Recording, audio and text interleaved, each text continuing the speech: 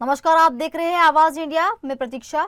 खबरों की शुरुआत करते हैं, लेकिन सबसे पहले नजर डालते हैं आज की सबसे बड़ी हेडलाइंस पर। ईरान अमेरिका टकराव चरम पर है। ट्रंप ने फोर्डो, नतांज और इस्फहान पर गिराए बम।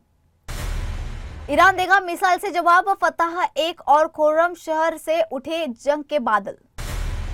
समाजवादी पार्टी का चुनावी ऐलान। अखिलेश ने किया वादा, गरीब महिलाओं को हर महीने मिलेंगे 3,000 रुपए। सांसद संजय राउत का हमला, बोले ट्रंप ने मोदी को बनाया उल्लू, भारत बना तमाशबीन।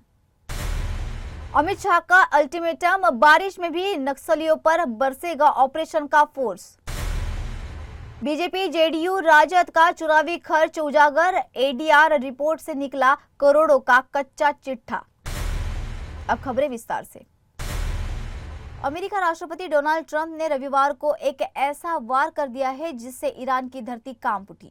ट्रंप ने खुद पोस्ट करके बताया है कि अमेरिका ने ईरान की 3 प्रमुख परमाणु साइट्स पर बम बरसाए हैं।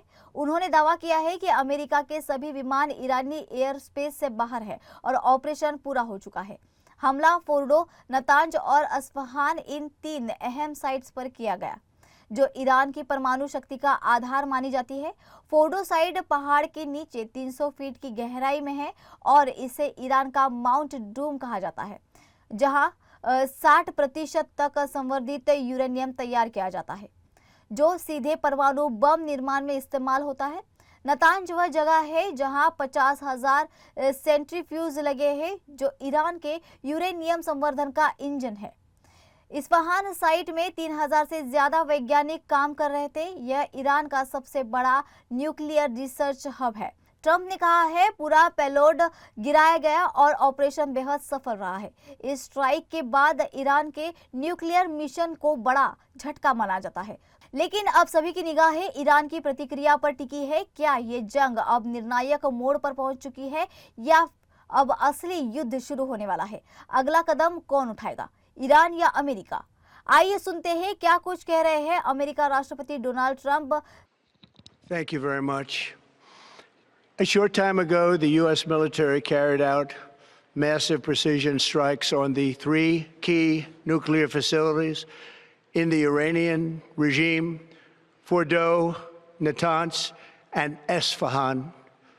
Everybody heard those names for years as they built this horribly destructive enterprise.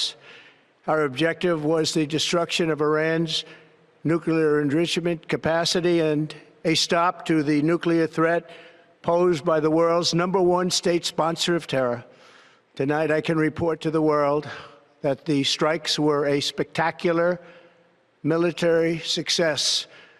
Iran's key nuclear enrichment facilities have been completely and totally obliterated. America के हमले के बाद अब ईरान का जवाब भी मिसाइलों से आने वाला है। फोर्डो, नतांज और इस्फहान पर B-2 बॉम्बर से हुए हमले के बाद ईरान गुस्से में है। अब वह अपनी खतरनाक मिसाइलों को तैनात करने की तैयारी में है। ईरान की फतह एक हाइपरसोनिक मिसाइल मैक 15 की रफ्तार से उड़ती है और रोकने को लगभग नामुमकिन है। साथ ही खोज मशहर मिसाइल भी 2000 किलोमीटर तक हमला कर सकती है और 1500 किलोग्राम का वारहेड ले जा सकती है। विशेषज्ञों का मानना है कि ईरान इसे इजराइल पर जवाबी हमला करने के लिए रणनीतिक तौर पर बचा कर रखते हैं। तेल अवीव, यरूशलेम और बेयर शेवा जैसे शहरों पर पहले ही ईरानी हमले हो चुके हैं। अब यह आशंका जताई जा रही है कि जंग मिसाइल वॉर में बदल सकती है। ईरान ने साफ कर दिया है कि वह अमेरिका की कार्यवाही को चुपचाप नहीं सहेगा और यही वो चेतावनी है जिससे खाड़ी का हर एक देश कांप रहा है। क्या ये अब जवाबी हमलों का नया दौर होगा? दुनिया टकटकी लगाए देख रही है। मिसाइल अगला संदेश कौन देगा? उत्तर प्रदेश की सियासत में अब 2027 की आहट सुनाई देने लगी है। समाजवादी पार्टी अध्यक्ष अखिलेश यादव ने रविवार को लखनऊ में बड़ा चुनावी ऐलान किया। अखिलेश ने कहा है कि अगर उत्तर प्रदेश में समाजवादी पार्टी की सरकार बनी तो स्त्री सम्मान समृद्धि योजना शुरू की जाएगी। इस योजना के तहत गरीब महिलाओं को हर महीने 3,000 की आर्थिक मदद मिलेगी। सिर्फ आर्थिक नहीं बल्कि सामाजिक सशक्तिकरण की भी बात कही गई थी। अखिलेश ने कहा है कि महिला पुलिस भर्ती के लिए ढांचे में बड़ा बदलाव लाया गया है। साथ ही 1090 महिला हेल्पलाइन को भी और ज़्यादा सशक्त किया जाएगा। अखिलेश ने यह भी स्पष्ट किया है कि 2027 में समाजवादी पार्टी ज़्यादा से ज़्यादा महिलाओं को टिकट देगी। आइए सुनते हैं क्या कह रहे हैं समाजवादी पार्टी प्रमुख अखिलेश यादव। कि आने वाले समय में समाजवादी सरकार बनेगी, स्त्री सम्मान समृद्धि योजना लागू कर करके अपने स्त्रियां, महिलाएं और संगठन से जोड़ करके तमाम उत्तर प्रदेश की गरीब महिलाओं की मदद करने का काम समाजवादी सरकार में होगा। जो योजना कभी समाजवादी पेंशन की शुरू हुई थी, उसी योजना को दूसरे स्टेट में बीजेपी ने लागू करके या अन्य दलों ने लागू कर करके सरकार बना ली। अब उन योजनाओं में कटौती हो रही है, लेकिन वहीं उत्तर प्रदेश में समाजवादी सरकार बनने पर जहां समाजवादी लोगों ने 500 रुपया समाजवादी पेंशन के माध्यम से गरीब महिलाओं को देने का काम शुरू किया था, आने वाले समय में 3000 रुपए देने का काम भी समाजवादी सरकार में होगा गरीब महिलाओं को। अमेरिका ईरान संघर्ष के बीच भारत की चुप्पी पर शिवसेना उद्धव दल के नेता और सांसद संजय राउत ने प्रधानमंत्री मोदी पर करारा हमला बोला है। राउत ने पूछा है कि जब ट्रंप इजरायल का साथ दे रहे थे तो भारत की क्या भूमिका है? क्या भारत को सिर्फ तालियां बजाने और फोटो खिंचवाने की विदेश नीति दे दी गई है? उन्होंने कहा है कि जब पाकिस्तान भारत के बीच तनाव था तब ट्रंप ने खुद को मध्यस्थ बताया और अब वो ट्रंप ईरान पर बम बरसा रहे हैं। सवाल उठाया जा रहा है कि अगर अमेरिका को शांति चाहिए तो जनरल मुनीर को डिनर पर क्यों बुलाया गया? संजय राउत ने मोदी सरकार की विदेशी नीति को पूरी तरह से नकारा बताया है। उन्होंने आरोप लगाया है कि देश की तिजोरी से 500 करोड़ खर्च हो चुके हैं, लेकिन अंतर्राष्ट्रीय मंच पर भारत की कोई साख नहीं बन रही। राउत ने कहा है कि मोदी जी बिहार में भाषण दे रहे हैं, लेकिन उन्हें जवाब देना चाहिए कि भारत की युद्धों में क्या भूमिका है। उन्होंने चुटकी ली थी कि ट्रंप मोदी को पसंद नहीं करते और भारत को दुनिया में कोई पूछ नहीं रहा। सबसे तीखी बात उन्होंने उस वक्त कही जब कहा 4 आतंकियों ने 26 सिंदूर उजाड़े। वो कहा है, उस पर सरकार चुप क्यों है? आइए सुनते हैं क्या कुछ कह रहे हैं शिवसेना सांसद संजय राउत। ईरान और इजरायल का झगड़ा चल रहा है, तो प्रेसिडेंट ट्रंप को कूदने की जरूरत क्या है? प्रेसिडेंट ट्रंप कूद भी गए हैं और ईरान पर बॉम्ब भी डाला है। जब हिंदुस्तान पाकिस्तान का संघर्ष चल रहा था तो ये मिस्टर ट्रंप है जिसने वॉर रुकवाया और वॉर रुकवाने का बार बार क्रेडिट ले रहा है। वो विश्व में शांति लाना चाहते हैं, उनको नोबेल प्राइज चाहिए, पीस नोबेल प्राइज, और इसीलिए पाकिस्तान के जनरल मुनीर को अपने व्हाइट हाउस में लगता है डिनर को बुलाया। हमारा वॉर आपने रुकवाया, लेकिन ईरान के पास परमाणु बॉम्ब है, ये बोलकर आप इजराइल के साथ खड़े हो गए और ईरान पर बॉम्ब डाल रहे हैं। तो मिस्टर ट्रंप हमारे साथ क्यों नहीं खड़े हो गए, हिंदुस्तान के साथ? Mister Trump, president Trump Hindustan के साथ क्यों नहीं खड़े हो गए जो आज इजराइल के साथ खड़े हैं? ये मोदी जी ने और उनकी सरकार ने सोचना चाहिए। आपको उल्लू बना रहा है प्रेसिडेंट ट्रंप और उल्लू बन रहे हैं आप। भारत की देखिए, मोदी जी की कोई भूमिका हो ही नहीं सकती। इस सरकार को कोई विदेश नीति नहीं है। बस घूमते रहो, तालियां बजाओ, न्यूयॉर्क में जाकर ये करो, कनाडा में जाकर फोटो खींचो। कोई विदेश नीति नहीं है। पहली बार 10 साल में इस सरकार को या देश का कोई विदेश नीति, कोई भूमिका ही नहीं है। देश विश्व में इतने बड़े बड़ी बातें हो रही है, लेकिन देश को, हमारे हिंदुस्तान को कोई पूछ नहीं रहा है। प्रेसिडेंट ट्रंप तो पूछता ही नहीं है। मैंने कहा ना, हमारा वॉर रुकवा दिया। हम जीत रहे थे, हम पाकिस्तान के ऊपर विजय प्राप्त करने जा रहे थे, हमारी सेना, वो हमको रुकवा दिया। और यही प्रेसिडेंट ट्रंप इजराइल के साथ खड़ा है और ईरान पर बॉम्ब डाल रहा है। छत्तीसगढ़ में अब मौसम नहीं, मिशन तय करेगा ऑपरेशन की रफ्तार। गृह मंत्री अमित शाह ने बड़ा ऐलान किया है कि बारिश में भी नक्सलियों को चैन नहीं मिलेगा। 31 मार्च 2026 तक देश से नक्सलवाद खत्म करने का लक्ष्य तय किया गया है। शाह ने साफ कहा कि ऑपरेशन किसी भी मौसम में पूरी ताकत से जारी रहेगा। राज्य और केंद्र मिलकर निर्णायक लड़ाई लड़ सकते हैं। उन्होंने नक्सलियों को सरेंडर का आखिरी मौका भी दे डाला है। शाह बोले, हथियार डालिए नहीं तो परिणाम भुगतिए। अब सरकार की रणनीति साफ है, सर्जिकल और फाइनल, कोई चर्चा नहीं है। क्या कुछ कहा है केंद्रीय मंत्री अमित शाह ने, आइए सुनते हैं। एक रुका हुआ नक्सल विरोधी अभियान को उन्होंने द्रुत गति से चलाया और छत्तीसगढ़ को नक्सल मुक्त करने की दिशा में आगे बढ़े। और मैं जनवरी से देख रहा हूं, सरकार बनी उसके दूसरे महीने से ये दोनों ने नक्सल विरोधी अभियान को न केवल धार दी, समय समय पर इसका मार्गदर्शन भी किया। पुलिस बलों का, सुरक्षा बलों का हौसला बढ़ाया और मक्कमता के साथ ये लड़ाई को लड़ने में बहुत बड़ा योगदान दिया है। मैं भारत सरकार की ओर से हमारे छत्तीसगढ़ के गृह मंत्री विजय जी और मुख्यमंत्री श्रीमान विष्णुदेव साय जी को बहुत बहुत साधुवाद देना चाहता हूं। और मैंने छत्तीसगढ़ में ही कहा था, यही नवा रायपुर में कहा था, अटल नगर में कहा था कि 31/3/2026 ये देश नक्सलवाद से मुक्त हो जाएगा। और मित्रों, मैं फिर से बात विश्वास के साथ दोहराना चाहता हूं, जिस तरह से सुरक्षा बलों ने पराक्रम किया है, हमारी सूचना एजेंसियों ने सटीक रणनीति बनाई है, हमें लक्ष्य को सिद्ध कर रहेंगे। और आज मैं छत्तीसगढ़ वासियों को कहकर जाता हूं कि हर बार बारिश में नक्सली थोड़ा आराम कर लेते थे, इस बार बारिश में भी हम उनको सोने नहीं देंगे और 31 दिन के लक्ष्य को हम आगे बढ़ाएंगे। लोकसभा चुनाव खत्म हो चुके हैं, लेकिन अब उनके पीछे छुपे खर्चों की कहानी सामने आ रही है।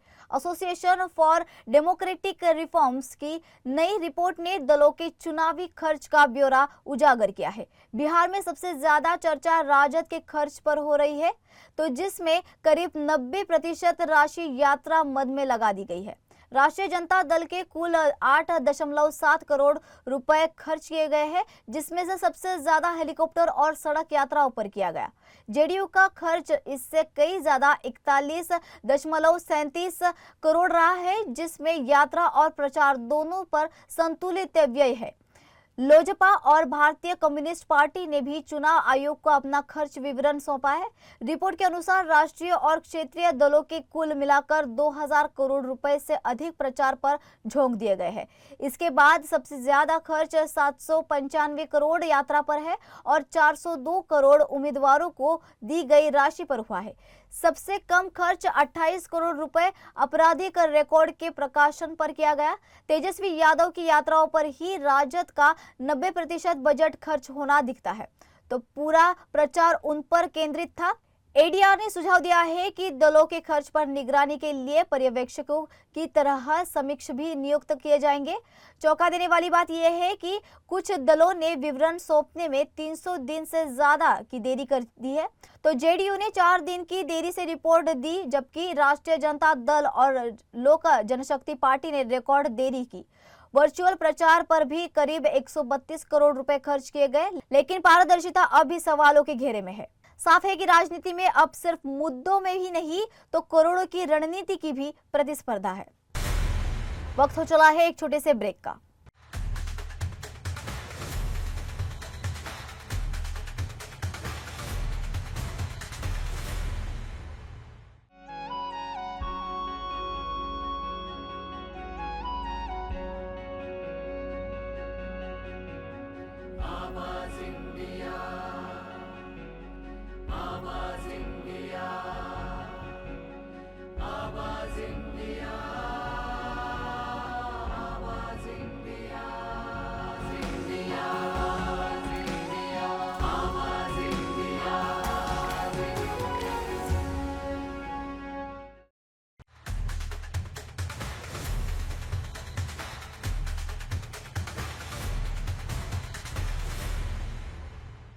ब्रेक के बाद आपका फिर एक बार स्वागत है।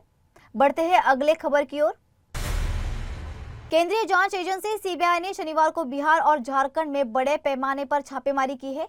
यह कार्रवाई 100 करोड़ रुपए के फर्जी जीएसटी रिफंड घोटाले के सिलसिले में की गई है।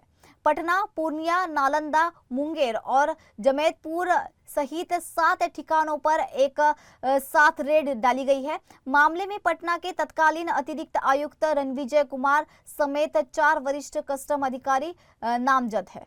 तो सीबीआई को इस छापेमारी में 7 सोने के बिस्किट, मोबाइल और आपत्तिजनक दस्तावेज बरामद हुए। प्राथमिकी में 29 लोगों के नाम शामिल है, जिसमें कस्टम अधिकारी, निर्यातक और निजी कंपनियां हैं। आरोप है कि इन लोगों ने मिलकर टाइल्स और ऑटोमोबाइल पार्ट्स के फर्जी निर्यात बिल बनाए। इस फर्जी दस्तावेजों के जरिए जीएसटी रिफंड का गलत दावा किया गया।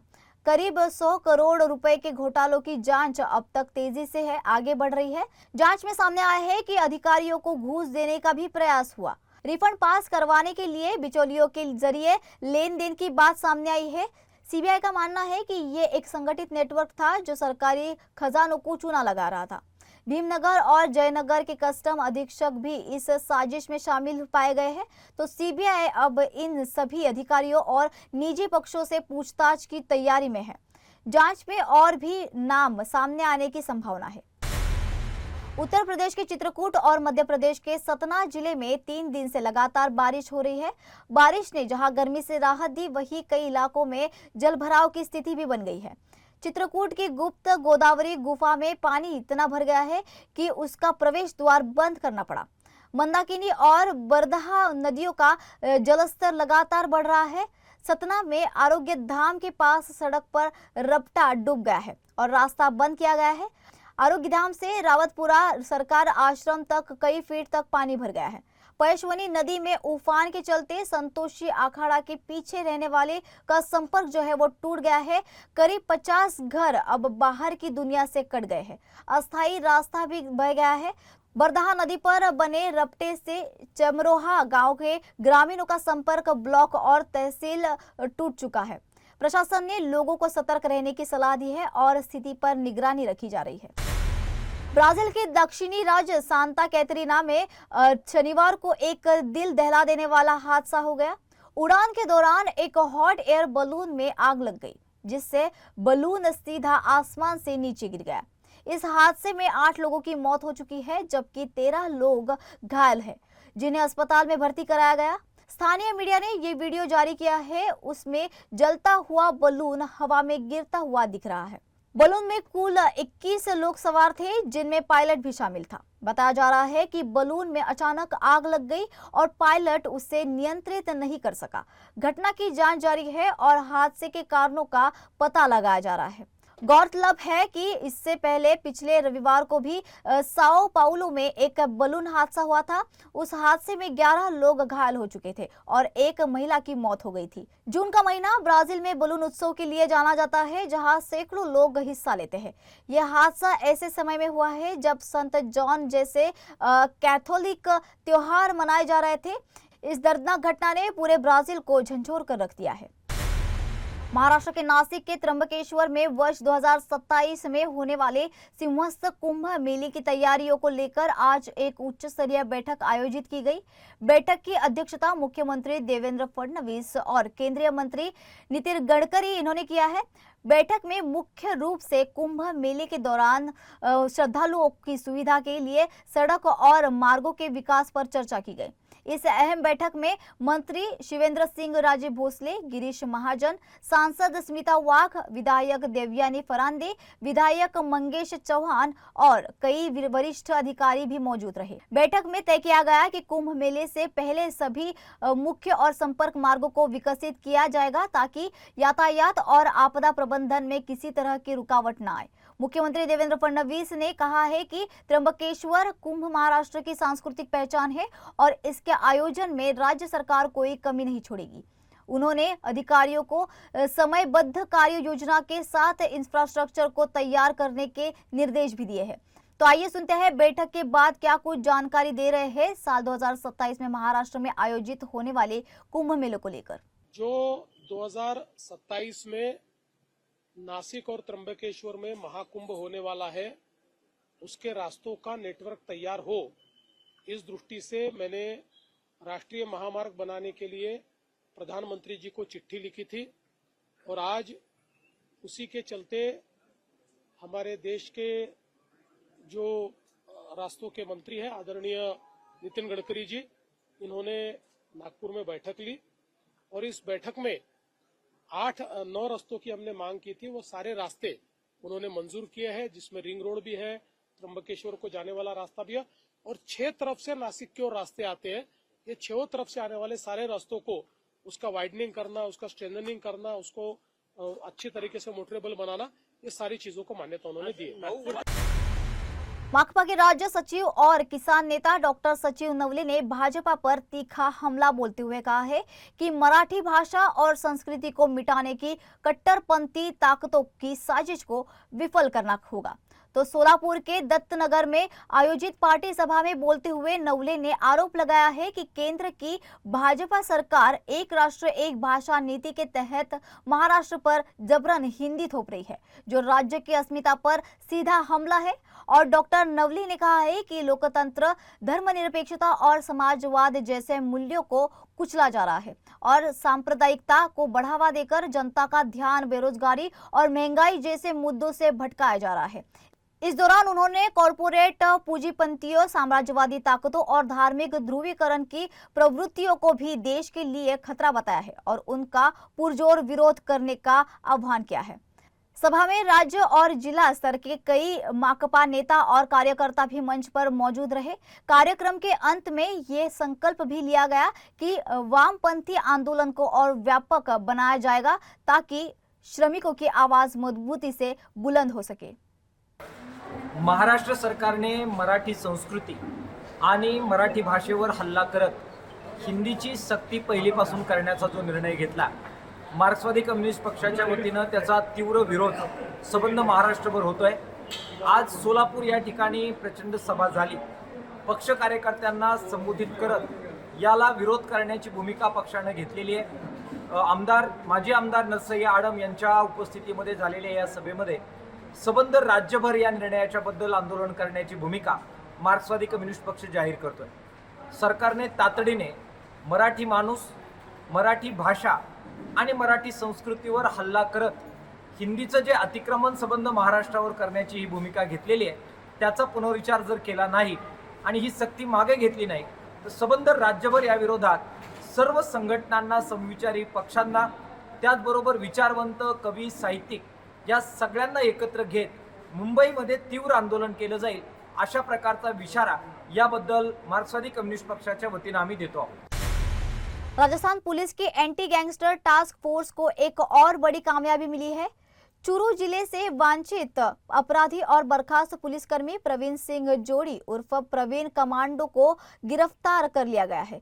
प्रवीण पर 25,000 का इनाम घोषित किया था और वह लॉरेंस बिश्नोई और उसी के साथ आनंद पाल जैसे खतरनाक गैंगस्टर के लिए काम करता था। 2001 में पुलिस में भर्ती हुआ था। प्रवीण बाद में गिरोह के लिए व्यापारियों की जानकारी जुटाने लगा। उनसे कुख्यात शूटर अंकित बहादुर को भी शरण दी थी। इसी कारण उसे सेवा से बर्खास्त कर दिया गया। प्रवीण की भूमिका व्यापारियों को धमकाने और रंगदारी वसूलने में अहम मानी जा रही है। वह चूरू के होटल सिन सिटी में हुई गोलीबार का भी मुख्य आरोपी है। इस फायरिंग की घटना में 2 हमलावरों ने होटल में घुसकर ताबड़तोड़ गोलियां चलाई। इसी मामले में पुलिस अधीक्षक ने उस पर इनाम घोषित किया था। पुलिस का दावा है कि प्रवीण गिरोह के लिए लगातार सूचना और संसाधन जुटा रहा था।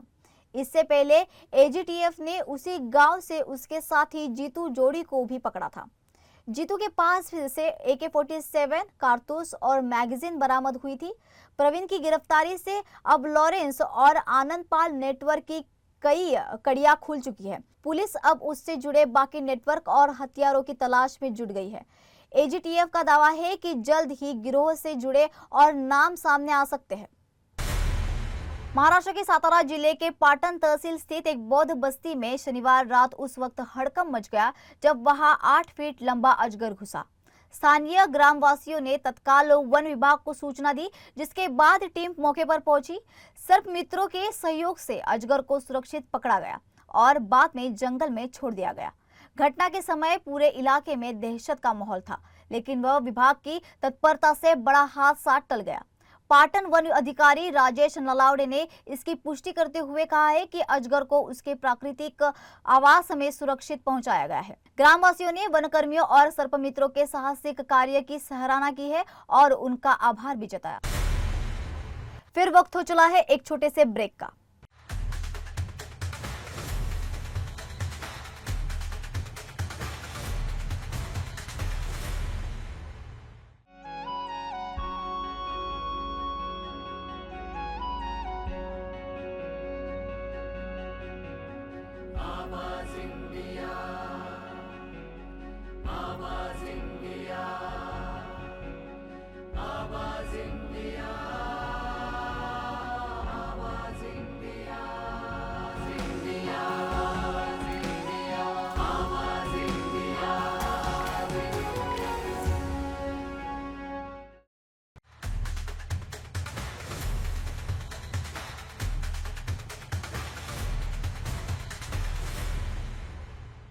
ब्रेक के बाद फिर एक बार आपका स्वागत है। बढ़ते हैं अपनी अगली खबर पर। बॉर्डर 2 की शूटिंग में व्यस्त वरुण धवन और अहान शेट्टी ने हाल ही में पुणे मेट्रो की सैर की है और खास बात यह है कि मेट्रो में मौजूद किसी को भी पता नहीं चला कि उनके सामने बॉलीवुड के 2 सितारे खड़े हैं। सोशल मीडिया पर वायरल हुए वीडियो में दोनों स्टार्स मास्क लगाकर मेट्रो में सफर करते नजर आ रहे हैं। तो मेट्रो की भीड़ के बीच दोनों मुस्कुराते दिखे, लेकिन किसी ने भी उन्हें पहचाना तक नहीं। बॉर्डर 2 के तीसरे शूटिंग शेड्यूल की लोकेशन इस वक्त पुणे स्थित राष्ट्रीय रक्षा अकादमी यानी एनडीए है, जहां प्रमुख सैन्य दृश्यों की शूटिंग चल रही है। फिल्म का निर्देशन अनुराग सिंह कर रहे हैं और इस बार फिल्म में सनी देओल के साथ दिलजीत दोसांझ, वरुण धवन और अहान शेट्टी जैसे सितारे भी होंगे। सनी देओल ने भी एक तस्वीर शेयर की जिसमें पूरी कास्ट एक साथ नजर आई है। फिल्म को लेकर फैंस में जबरदस्त क्रेज है क्योंकि ये 1997 में आई ब्लॉकबस्टर बॉर्डर का सीक्वल है। बॉर्डर 2 को 2026 के गणतंत्र दिवस वीकेंड यानी 23 जनवरी को रिलीज किया जाएगा। देशभक्ति और भाईचारे पर आधारित ये फिल्म यशराज फिल्म यूनिवर्स से अलग होते हुए भी लोगों के दिलों पर छा जाने की तैयारी में है। बॉलीवुड के सबसे चर्चित प्रोडक्शन हाउस यशराज फिल्म्स यानी यशराज फिल्म्स ने अपनी स्पाई यूनिवर्स को लेकर साल 2025 में एक बड़ा धमाका करने की तैयारी कर ली है। इस यूनिवर्स की सबसे बहुप्रतीक्षित फिल्म वॉर 2 इसी साल 14 अगस्त को रिलीज हो रही है, जिसमें ऋतिक रोशन और साउथ सुपरस्टार जूनियर एनटीआर आमने सामने होंगे। कियारा आडवाणी इस फिल्म में फीमेल लीड रोल के तौर पर दिखेगी। तो यशराज फिल्म्स के लिए वॉर 2 सिर्फ एक फिल्म नहीं बल्कि यूनिवर्स के भविष्य की नींव है। इसे अब तक की सबसे महंगी स्पाई फिल्म कहा जा रहा है। इसके बाद नजरें टिकी है इस यूनिवर्स की पहली फीमेल स्पाई फिल्म अल्फा पर, जिसमें आलिया भट्ट और शर्वरी वाघ होगी और जो क्रिसमस पर रिलीज होगी। साथ ही बॉबी देओल और अनिल कपूर भी इसमें प्रमुख भूमिका में नजर आएंगे। यशराज फिल्म्स स्पाई यूनिवर्स की अब तक 5 फिल्में रिलीज हो चुकी है, जिसमें एक था टाइगर जिंदा है, वॉर, पठान और टाइगर 3 शामिल है। इन फिल्मों ने मिलकर 2800 करोड़ से ज्यादा का कलेक्शन किया है। अब शाहरुख की पठान 2 और फिर सलमान शाहरुख की टक्कर वाली टाइगर वर्सेस पठान इस यूनिवर्स की अगली पेशकश होगी। यानी कि यशराज फिल्म का स्पाई यूनिवर्स अब अपने पीक पर है। साल 2025 इसके लिए गेम चेंजर साबित हो सकता है। सस्पेंस और थ्रिल के शौकीनों के लिए एक बड़ी खुशखबरी है। दृश्यम 3 की आधिकारिक घोषणा हो चुकी है और ये धमाका डबल होने वाला है। अजय देवगन और मोहनलाल दोनों की अपनी अपनी वर्जन की शूटिंग अक्टूबर 2025 से एक साथ शुरू करेंगे। ये पहली बार होगा जब हिंदी और मलयालम दोनों भाषाओं की शूटिंग समांतर चलेगी। अजय देवगन की दृश्यम 3 2 अक्टूबर 2026 को गांधी जयंती के मौके पर रिलीज होगी। वहीं मोहनलाल ने सोशल मीडिया पर एक खास वीडियो शेयर कर फिल्म की घोषणा की है। उन्होंने लिखा है कि अक्टूबर 2025 जॉर्ज कुट्टी पर फिर एक बार कैमरा घूमेगा। उन्होंने लिखा है कि अक्टूबर 2025 जॉर्ज कुट्टी पर फिर एक बार कैमरा घूमेगा, बीता हुआ कभी छुप नहीं सकता। इस लाइन से साफ है कि कहानी में एक बड़ा और नया ट्विस्ट देखने मिलेगा। सबसे पहले दोनों पार्ट्स में दर्शकों ने विजय सालगांवकर और जॉर्ज कुट्टी के माइंड गेम्स को खूब पसंद किया था। अब तीसरे भाग में कहानी किस मोड़ पर आएगी, इसे लेकर फैंस में जबरदस्त उत्साह है।